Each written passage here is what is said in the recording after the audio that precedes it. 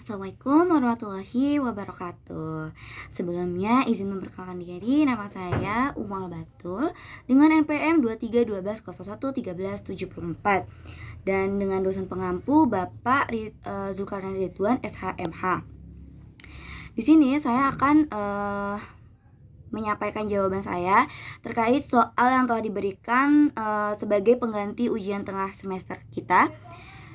Dimana soal yang pertama itu saya langsung saja mengenai pengertian dan juga ruang lingkup dari hukum acara dan praktik peradilan tata negara. Nah, untuk pengertiannya sendiri, hukum acara dan praktik peradilan tata negara ini merupakan aturan hukum ataupun proses di mana untuk menyelesaikan suatu perkara yang melalui lembaga peradilan, yaitu khususnya Mahkamah Konstitusi. Nah, untuk ruang lingkupnya sendiri meliputi yang pertama itu ada kewenangan Mahkamah Konstitusi, dan juga ada objek yang berperkara, ada para pihak yang berperkara, ada bagaimana proses sidang itu terjadi, dan juga alat persidangan, dan yang terakhir adalah merupakan putusan final. Nah, selanjutnya saya akan membahas mengenai apa saja kewenangan-kewenangan dari Mahkamah Konstitusi. Nah, untuk kewenangannya sendiri, yang pertama itu MK memiliki kewenangan untuk menguji undang-undang. Apakah undang-undang itu sesuai dengan konstitusi kita atau tidak? Apa konstitusi kita? Merupakan Undang-Undang Dasar Negara Republik Indonesia tahun 1945. Dan yang kedua, untuk memutus sengketa kewenangan lembaga negara, yang dimana kewenangannya itu juga sama diatur dalam konstitusi kita. Nah, yang selanjutnya itu adalah memutus pembubaran partai politik, dan yang keempat itu untuk memutus perselisihan tentang pemilihan umum. Nah, selanjutnya saya akan menjelaskan mengenai pengertian judicial review ataupun kewenangan lembaga peradilan kita, ya. Jadi, apa kewenangan dari lembaga peradilan kita? Jadi, judicial review merupakan kewenangan lembaga peradilan untuk menguji apakah undang-undang yang akan diuji nanti itu sesuai dengan konstitusi kita atau tidak. Kalau misalnya sesuai, maka itu bagus, dan kalau misalnya tidak sesuai, maka akan ditolak biasanya permohonannya. Nah, tujuannya sendiri dari judicial review ini adalah untuk mempertahankan hak konstitusional kita sebagai warga negara, dan juga sebagai bentuk penerapan dari prinsip negara hukum kita, karena kita merupakan negara demokrasi. Nah, selanjutnya itu saya akan menjelaskan mengenai materi-materi apa saja, materi yang pernah kita bahas. Nah, yang selanjutnya itu kita pernah membahas mengenai sumber hukum Mahkamah Konstitusi kita, di mana sumber hukumnya itu sendiri kita ada sumber hukum formil yang berupa peraturan perundang-undangan, dan juga sumber hukum material yang biasanya berupa kebiasaan ataupun berupa traktat ataupun perjanjian dua negara atau lebih, dan yang ketiga itu berisikan jurisprudensi ataupun putusan hakim yang terdahulu, dan yang terakhir itu merupakan doktrin. Nah, selanjutnya kita juga pernah membahas mengenai asas-asas Mahkamah Konstitusi. Nah, hukum acara Mahkamah Konstitusi. Nah, untuk asas-asasnya sendiri, jadi ada 8 asas yang pernah kita pelajari. Yang pertama itu ada asas penyelenggaraan peradilan berdasarkan ketuhanan yang Maha Esa.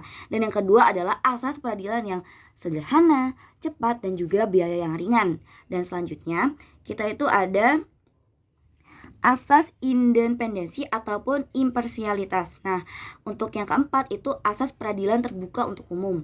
Dan yang kelima ada asas jus novit. Dan yang keenam itu ada asas hakim itu bersifat aktif. Dan yang ketujuh itu ada asas keseimbangan untuk didengar. Dan yang kedelapan itu ada asas praduga absah. Nah, selanjutnya kita juga pernah mempelajari terkait tata cara penyusunan ataupun tata cara untuk penyusunan draft pengujian undang-undang. Baik, untuk yang selanjutnya saya akan menjelaskan mengenai permohonan perundang-undangan yang saya ajukan. Jadi di sini saya akan menjelaskan mengenai penjelasan singkat permohonan perundang-undangan di dalam draft yang saya buat dan teman-teman saya buat. Jadi permohonan yang kami bahas ini merupakan permohonan material ya kepada Mahkamah Konstitusi terhadap pasal 7 ayat 2B dalam Undang-Undang Nomor 3 Tahun 2025, yaitu undang-undang ini merupakan perubahan dari undang-undang sebelumnya tentang TNI, di mana yang mengatur mengenai tugas operasi militer selain perang atau OMSP. Nah, di sini inti permohonan kami yaitu kami menilai jika norma dalam pasal tersebut itu terlalu luas dan juga multitafsir, jadi sehingga berpotensi untuk memperluas peranan TNI ke dalam ranah sipil. Nah, seperti itu. Jadi memungkinkan untuk terjadinya duifungsi karena terdapat pada pasal tersebut. Nah, kami menganggap pasal ini tuh bertentangan dengan yang pertama itu ada pasal 27 ayat 1 Undang-Undang 1945 mengenai persamaan di hadapan hukum, dan juga pasal 28 di ayat 1 mengenai kepastian hukum, dan juga pasal 30 ayat 3 dan juga 4 mengenai pemisahan TNI dan juga Polri. Nah, jadi selanjutnya yang akan saya sampaikan yaitu terkait alasan pentingnya kami mengajukan permohonan peraturan perundang-undangan ini. Jadi alasan pentingnya yang pertama itu menjaga prinsip supremasi sipil. Jadi dalam negara demokrasi, ya, militer itu harus tunduk dalam pemerintahan sipil. Kenapa? Kalau misalnya kewenangan TNI itu terlalu luas, maka berpotensi untuk kembali ke militerisme ataupun duifungsi. Nah, yang selanjutnya itu mencegah tumpang tindih kewenangan. Jadi dalam pasal ini tuh terdapat kerancuan gitu ya. Jadi di mana TNI itu di situ menyebutkan TNI itu dalam pasal itu menyebutkan hal yang membuat pasal ini bisa memasukkan TNI ke dalam urusan keamanan dalam negeri, yang dimana keamanan dalam negeri kita itu merupakan tugas dari Kepolisian Republik Indonesia, ya, bukan TNI, karena TNI itu lebih ke pertahanan keamanan. Nah, selanjutnya yang ketiga itu adalah menjamin kepastian hukum. Jadi frasa seperti membantu dan juga mengatasi itu nggak jelas batasannya itu sampai mana. Jadi bisa ditafsirkan terlalu luas sehingga banyaknya terjadi penyalahgunaan kekuasaan ya karena tafsir tersebut. Nah, selanjutnya yang keempat itu apa? Perlindungan hak warga negara. Jadi kalau misalnya militer nanti masuk ke ranah sipil tanpa batas, jadi potensi pelanggaran hak asasi manusianya itu akan lebih tinggi. Kenapa? Karena TNI itu sendiri itu dididik dengan doktrin pertahanan keamanan untuk melindungi dari musuh ya yang mengancam pertahanan dan keamanan negara. Nah, kalau semisal TNI ini masuk ke dalam ranah sipil, maka jika terjadi suatu konflik, yang akan terjadi adalah mereka akan melakukan pendekatan itu secara kekerasan yang secara represif. Misal ada konflik agraria ataupun yang sering marak saat ini adalah konflik aksi damai atau demo. Nah, itu mereka akan lebih cenderung menggunakan kekerasan yang represif daripada dialog negosiasi. Nah, itu. Selanjutnya jadi karena hal itu tuh kontrol publik tuh akan menjadi lebih lemah. Nah, yang selanjutnya saya akan menyampaikan mengenai analisis kenapa permohonan ini tuh harus dikabulkan. Yang pertama, bertentangan dengan pasal 30 Undang-Undang 1945. Jadi Tentara Nasional Indonesia itu fungsinya itu pertahanan, sedangkan Kepolisian Republik Indonesia itu untuk fungsi keamanan. Jadi pasal Aqua itu mencampur keduanya, jadi inkonstitusional secara struktural. Nah itu. Nah yang kedua, tidak memenuhi asas kepastian hukum. Jadi dalam pasal 28D ayat 1, normanya itu tuh terlalu umum atau open-ended dan gak ada batasannya. Jadi kita gak tahu kapan TNI itu boleh turun atau sejauh apa sih kewenangannya TNI itu. Nah itu, jadi hal ini tuh melanggar prinsip lex serta, jadi kita tuh harus jelas ya.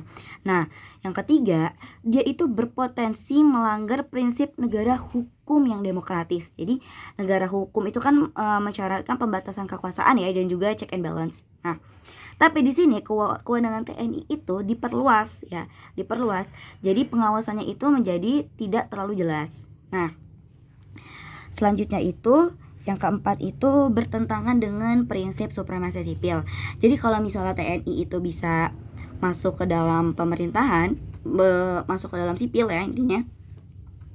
Jadi pemerintah TNI itu bisa masuk ke dalam pemerintahan daerah dan juga keamanan dalam negeri. Dia tuh bisa masuk dalam siber kita juga. Nah, maka kontrol sipil kita tuh akan melemah dan juga demokrasi itu bisa akan lebih mundur daripada sebelumnya. Nah, selanjutnya saya akan menyampaikan mengenai evaluasi draft pengujian peraturan perundang-undangan saya, terlebihnya dalam kekurangan. Nah, jadi yang pertama itu legal standing yang kami atau saya ajukan itu masih agak lemah ya. Jadi status mahasiswa dan juga kepentingan akademik itu sering dianggap gak cukup spesifik. Nah biasanya MK itu kan minta kerugian yang lebih konkret. Nah selanjutnya itu argumen kami itu masih terlalu normatif, belum tajam kasusnya. Jadi harus lebih banyak teori konsep mengenai supremasi sipil dan juga demokrasi. Tapi kurang kita tuh mengenai contoh nyata resikonya itu apa gitu. Kita kurang penerapannya. Nah, selanjutnya itu yang ketiga, kita tuh belum menyerang norma secara spesifik per frasanya. Jadi kita tuh belum menjelaskan kenapa masing-masing dari frasa tersebut tuh inkonstitusional. Nah, yang keempat kita tuh belum menawarkan alternatifnya. Nah, di sini kita itu kan MK tuh lebih suka kalau misalnya kita hanya kalau tidak hanya membatalkan tapi juga ada opsi yang lainnya. Nah, selanjutnya struktur kita tuh sedikit repetitif, di mana beberapa bagian kita tuh banyak mengalami pengulangan soal supremasi sipil dan juga kerugian konstitusional yang mirip-mirip. Jadi tidak terlalu ada pembedanya gitu. Nah, yang terakhir itu belum menyinggung mengenai open legal policy secara strategis, di mana hal ini tuh penting karena MK itu sering menolak dengan alasan yang ini. Jadi itulah yang beberapa kekurangan mengenai draft pengajuan undang-undang yang kami ajukan. Baik, sekian dari saya. Wassalamualaikum warahmatullahi wabarakatuh.